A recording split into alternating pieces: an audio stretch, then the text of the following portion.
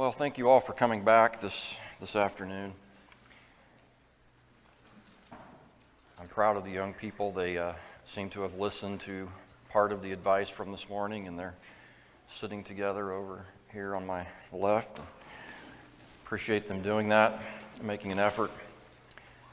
We're going to pick up this afternoon, kind of expand maybe on some things that we talked this morning, but we're going to look at the story of Ruth and Boaz and try to just take some lessons away from how that relationship kind of came together. And I understand there are some differences with the old law and the Levirate law and things of that nature, but I think we can see the way they handled themselves as these things came together. We can learn some lessons from that.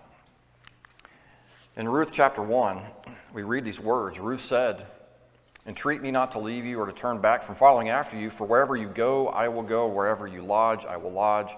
Your people shall be my people, and your God, my God. Where you die, I will die, and there I will be buried. The Lord do so to me, and more also, if anything but death parts you and me." These words Ruth spoke to her mother-in-law, Naomi. Naomi, her husband Elimelech, they had left their home. They'd gone to Moab, had children. Their sons married Ruth and Orpah, and they married them. Well, over the course of time, Elimelech died, the two brothers died, leaving behind Naomi and her two daughters-in-law.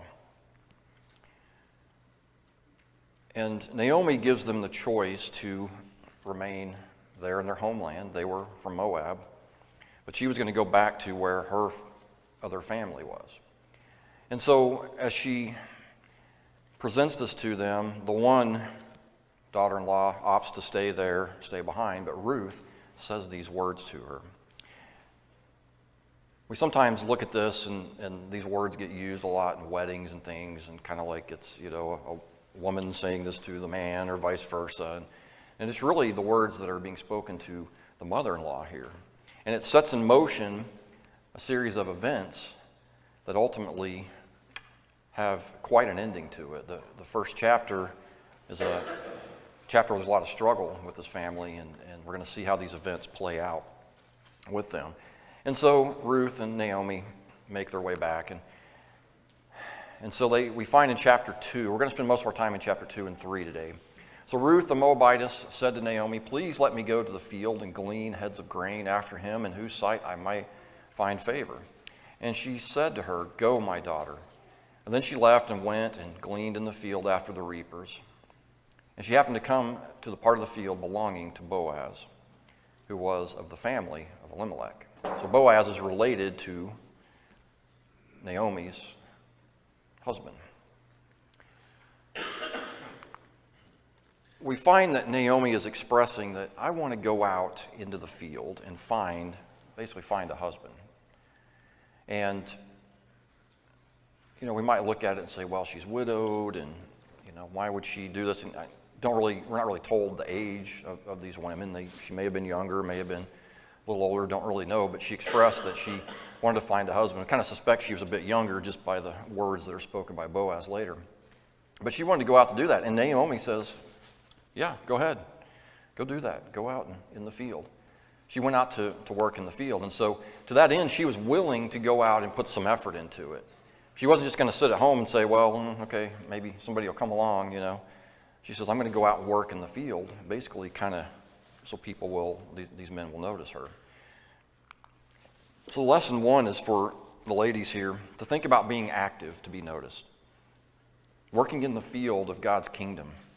Putting effort into those things those opportunities that you have. We have a lot of ladies here in our congregation that do a lot of things day in and day out. A lot of them we don't see every day, and we may not notice day to day unless we are the recipient of them. And my family has received a lot of things just in the last week. We see people that are putting that effort. And I would say, just like Ruth, work in the kingdom, work in the field. And let your actions be something that people take notice of. If we continue there, he says, Then Boaz said to a servant who was in charge of the reapers, Whose young woman is this? So the servant who was in charge of the reapers answered and said, "It is the young Moabite woman who came back with Naomi from the country of Moab." And she said, "Please let me glean and gather after the reapers among the sheaves." So she came and has continued from morning until now, though she rested a little in the house. She didn't just go out and do, kind of wander around a little bit. She got to work. She was putting a lot of effort into what she was doing. But I want you to think about the answer that was given here. If someone asks about you, what will they say? If someone says, "Who is that person? Who is she or who is he?" What will they say about you? Those that were there, the reapers answered and gave that answer, said, this is who she is and this is what she's doing. And she's been putting in a lot of work throughout the day, and she continued doing that with very little rest, by the way. Will your efforts in the kingdom be noticed? Now, I'm not saying we do things so that we just get a gold star and get noticed. That's not the point of this. But there's a lot of work to be done. And she was there doing that work because she was also trying to support her mother-in-law and bring things back to her that she had need of. They didn't have anyone else to take care of them. Will your efforts be noticed? So the second one is develop a good reputation. Let people see what you were doing. I was observing at lunch when I was in there earlier, a couple of young girls that were going about, and they were kind of talking to people and helping them get things picked up from their table and doing those things. And so people take notice of that when you do those things. Developing a good reputation by the work that you are doing in God's kingdom is important. So continue on, in Ruth chapter 2, he says in verse 8 and 9, or it says there, Boaz said to Ruth, "You will listen, my daughter, will you not? Do not go to glean in another field, nor go from here, but stay close by my young women. Let your eyes be on the field which they reap, and go after them. Have I not commanded the young men not to touch you? And when you are thirsty, go to the vessels and drink from what the young men have drawn."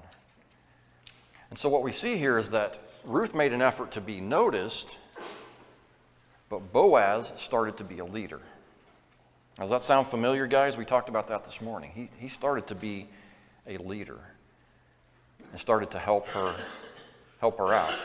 And so he's looking at the things that she's doing and looking at having her continue to do that work, but setting it up so that she has some protection, if you will, and she's going to get the things that she needs. She will end up gleaning from that field. So Boaz, it would seem, had communicated his interest to Ruth. She fell on her face, it says, bowed down to the ground and said to him, "Why have I found favor in your eyes that you should take notice of me, since I am a foreigner?" Boaz is saying, hey, I basically want to take care of you, make sure you've got what you need. I'm taking notice of you. And that wasn't lost on Ruth. She's saying, well, why? I'm not like all these others that are here. I'm a foreigner. I'm not necessarily part of this group. And she wanted to know. She saw in Boaz an expression that he cared for her.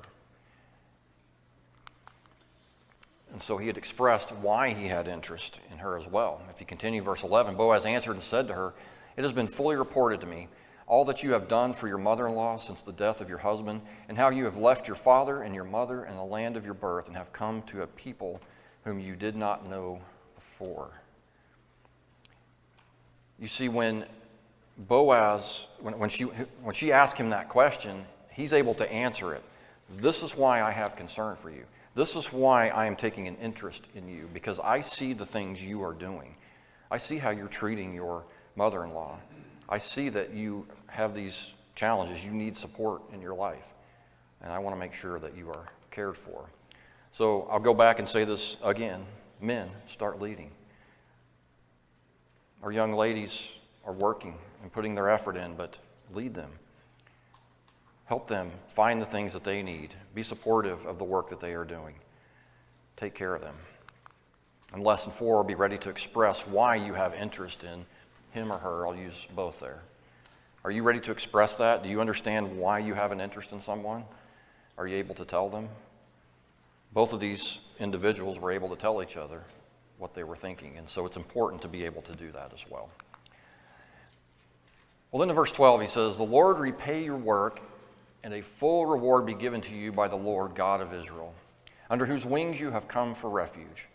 And then she said, let me find favor in your sight, my Lord, for you have comforted me and have spoken kindly to your maidservant, though I am not like one of your maidservants.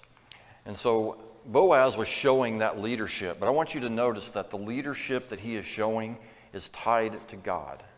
You remember we talked this morning about that viewpoint of, are we doing things up close, or are we looking far down the road, and are we putting our effort into those things?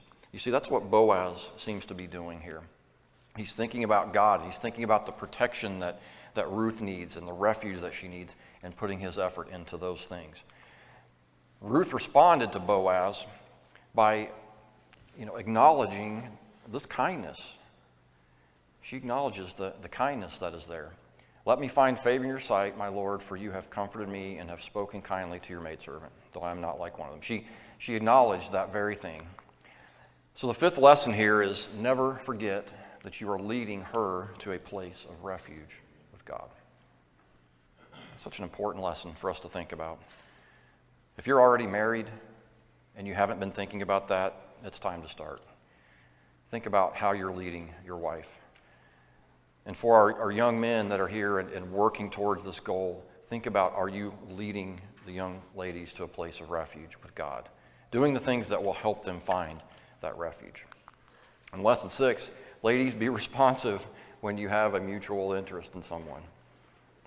You see, Ruth responded to Boaz when he expressed these things, and she was able to articulate back her appreciation. And I would say also, in parentheses, respond kindly when you don't have the same interest. Be kind. Help them out. They're struggling. They're trying to work through some of the challenge like we talked about this morning, and so being responsive when you have that interest is certainly something that will help.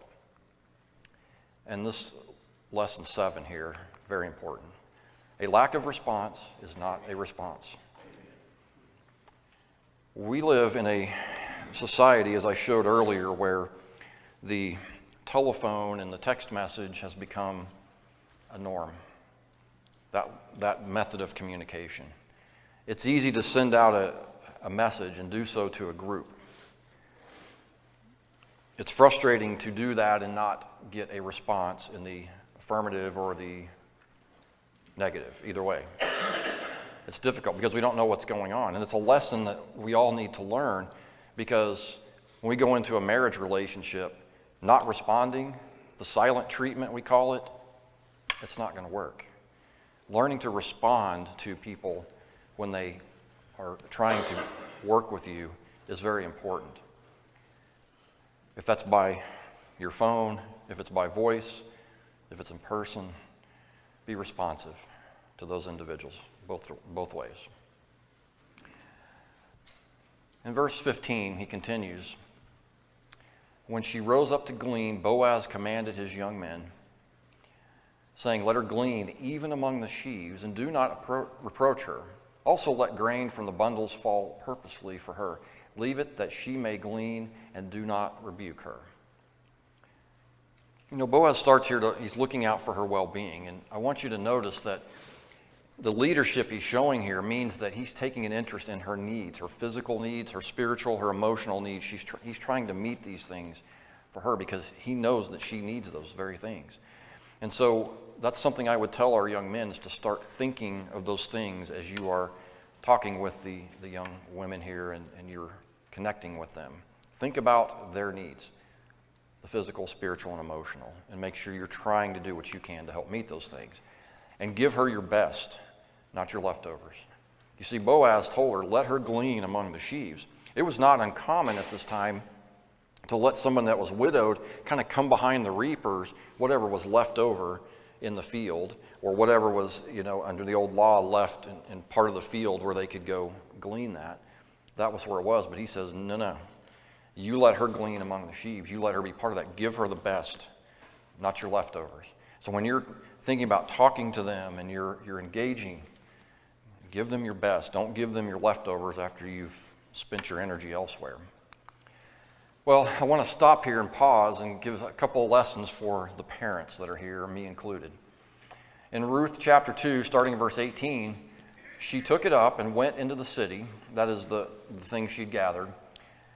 And her mother-in-law saw what she had gleaned. And so she brought out and gave to her what she had kept back after she had been satisfied.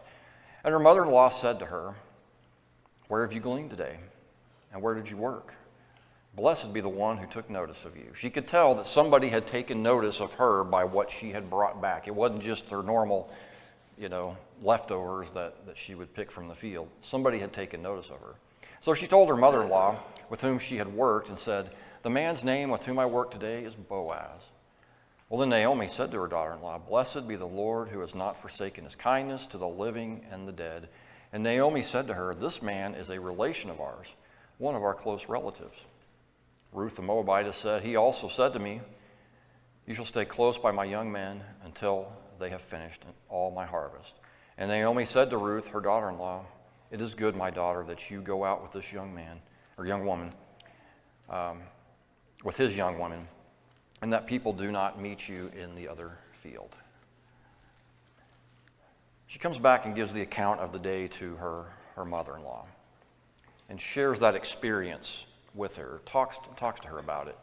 So the first lesson for parents is to participate in this process. Talk to your children about the things that they are working through. Help them to understand those. Provide that guidance to them like we talked about earlier, that wise counsel. Be engaged with them. Let them honor you as their mother and father by being engaged and talking with them. And let your young adults go participate. Help them prepare to leave. It's really easy, and it would have been easy for Naomi here to say, "Well, I need you here. I need you at home. Don't go out to do this. I really need you to help me here. I'm getting older and need the help." But she let her go because she knew she had to prepare her to leave her home. She wasn't attaching strings to her daughter-in-law in this case. It's important that we let our young people go participate in these things. And we can be guilty of doing things within our own families that are traditions and things like that. And we say, "Well, I really need you to be here." And we don't let them go do these things. And we hinder their ability to leave our home. Yes, it's good that we have them with us. And it's good that we celebrate things together. But are we doing it to the detriment of their future? We have to be mindful of that and think about how we can balance those things and help them to do that. Naomi was certainly trying to help her daughter balance the home life and this ability to go find a mate. Well, going back now to chapter 3, now we see Naomi giving her some guidance on this. She's saying, "Okay, here's what you do. Now we've kind of identified this person, and he's a good person to identify for this role because of his relationship to us." And that goes back, like I said, to the Levirate law, the idea that the widow or someone in her family would then marry her to continue the husband's genealogy. So she says, "Therefore wash yourself and anoint yourself and put on your best garment and go down to the threshing floor, but do not make yourself known to the man until he has finished eating and drinking. Then it shall be when he lies down that you shall notice the place where he lies, and you shall go in, uncover his feet, and lie down, and he will tell you what you should do." And she said to her, "All that you say to me, I will do." It's a strange story to us today to think about going and doing this and uncovering somebody's feet and laying down and all that, but it was part of custom then. And so she says, "This is kind of how you kind of step this up, ramp up your game." So she encouraged Ruth to put her best foot forward. She'd been out in the field working, and he had taken notice of her in that scenario with all the work she was doing, and she's saying, "Okay, now just kind of do these things, and then you can go back and be in front of him there." Well, Naomi recognized his leadership role. I want you to look at that last sentence there. "He will tell you what you should do." She recognized that Boaz was one that was going to take charge and be a leader. This is not, he's going to tell you what to do, and you don't have, you don't matter or anything like that. He's trying to take care of you. Let me help you understand that. He wants to take care of you. And so she says, he will tell you. He'll make sure this gets worked out. And let him lead. That's important for us to think about is letting the young man lead and take a leadership role. So men, be the type of person that her parents will trust. Naomi had trust in Boaz. She knew who he was, but she had developed trust in him. You need to be the kind of person that her mom and dad will trust. And don't be somebody that's aloof and not engaged. He was, from the very beginning, making sure he was not only taking care of Ruth's needs, but he was taking care of Naomi, the mother-in-law. He was making sure to engage with her. And now, my daughter, do not fear. I will do for you all that you request. For all the people of my town know that you are a virtuous woman. Now it is true that I am a close relative. However, there is a relative closer than I. So Ruth goes back to Boaz. And they have this discussion, and basically he's saying, don't be afraid. I'm going to take care of you. However, there's someone else. Someone else that is a relative closer. Now, Boaz could have said, forget that guy, forget this rule and whatever, you're mine.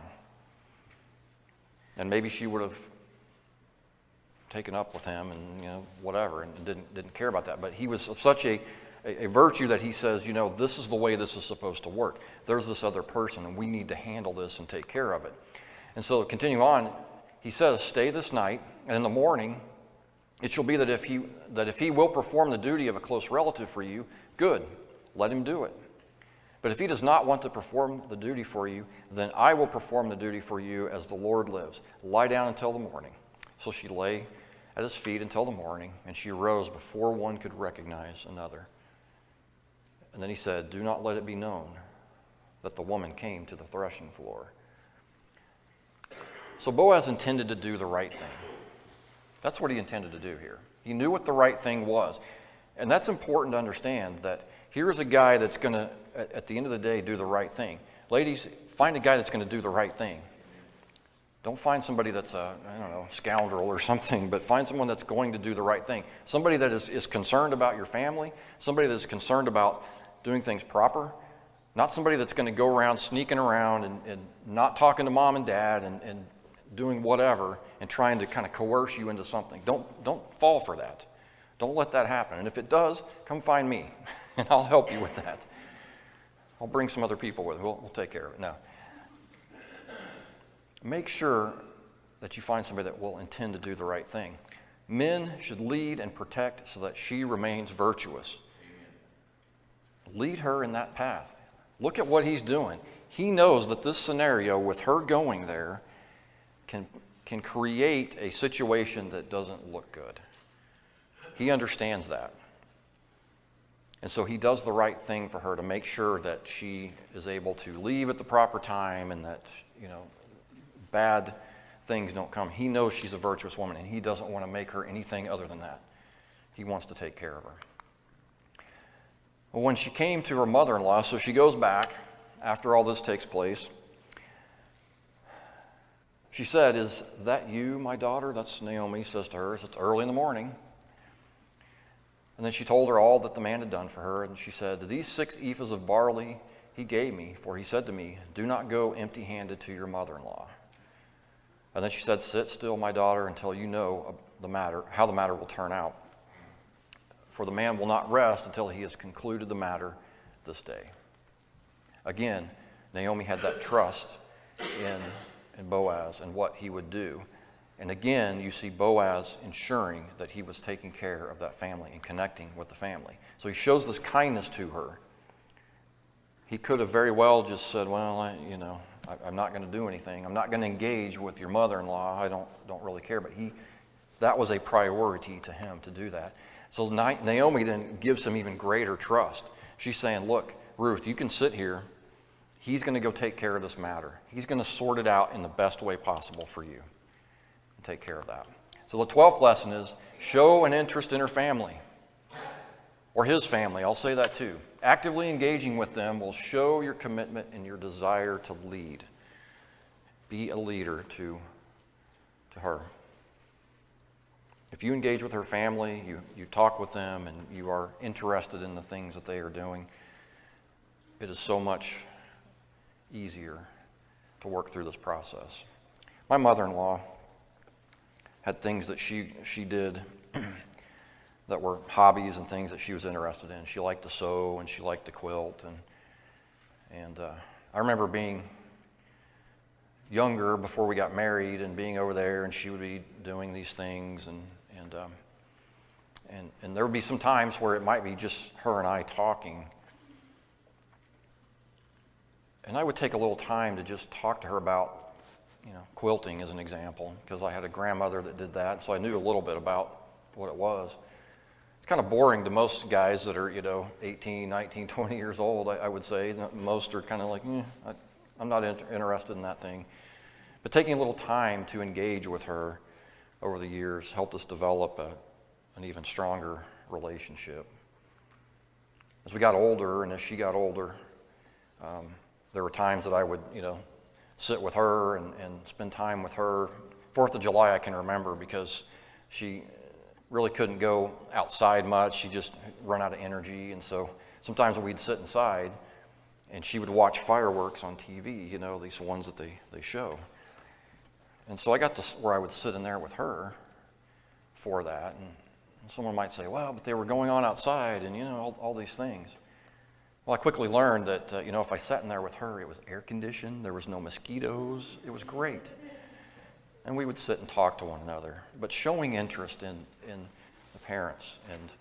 And so, ladies, if you're ever showing interest in me, I've got like a million hobbies, and I can talk to you all day long about any of them. So,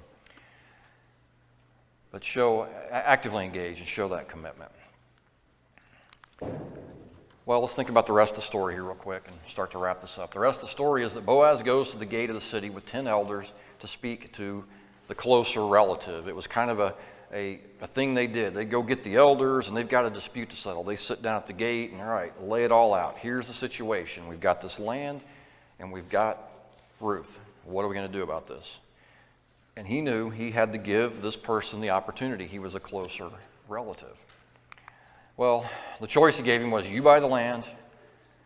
And so at first he says, okay, yeah, I'll buy the land, I'm good. But then he says, oh, by the way, you also need to marry Ruth in the process. And then he says, whoa, I don't know about that, because that's going to mess up my other inheritance somewhere. It's going to cause a problem. And so this closer relative basically says, no, I can't do that. You can do that. And so Boaz then is given the chance to basically buy the land and redeem Ruth. And that comes together, and he's able to create that relationship. So if you think about the book of Ruth a little bit, chapter 1 really is about the famine, about death. It's where she says, your people, my people. She has a mindset that says, I want to remain on this path that I've started on. I'm going to stay with you, Naomi, because I want to stay on this path. And that led to her developing this relationship. So chapter 4 is one about redemption, and it's about hope. It's kind of one of these books, much like Esther, where there's kind of this chiasm in there that you see, the way this plays out. And so you see a story of redemption and hope. And so the 13th lesson is, events may seem random, disconnected, chaotic, but God's plan and purpose is woven through them all. You may look at the things you're trying to accomplish, and you may be trying to connect with a guy or girl, and you're trying to work some of these things out, and you're saying, why is this so hectic, and why is it so hard and so difficult, and all these challenges that are there. But understand that there are others that have come together, and God's purpose stays in the middle of all that. The end of chapter 4 is just a small genealogy, and it shows that from this point forward, the genealogy ends up at David. And of course, we can put that together with the genealogy of Christ and see where that goes. God was able to take a woman from Moab who was committed to the work she was doing and committed to her mother-in-law, and he was able to make that come together for the good of his kingdom. So I want to go back to this image and think about the one we talked about this morning. I told you this morning that we need to think about relationships through the lens of the cross. Put that into your heart.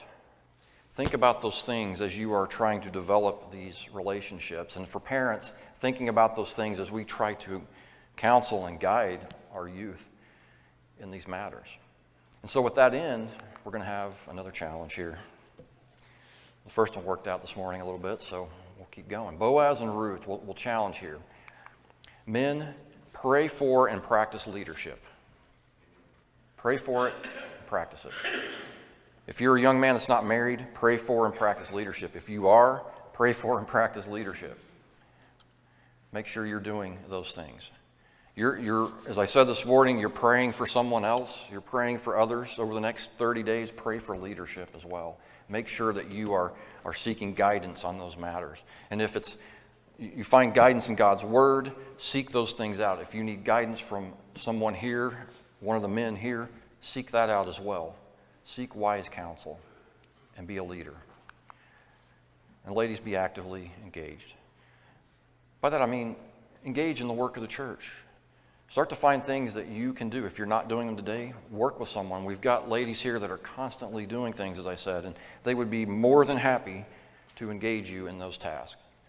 And I know that there's challenges with schedules and school and work and all those things, but if you ask, you can find a way to make those things work out.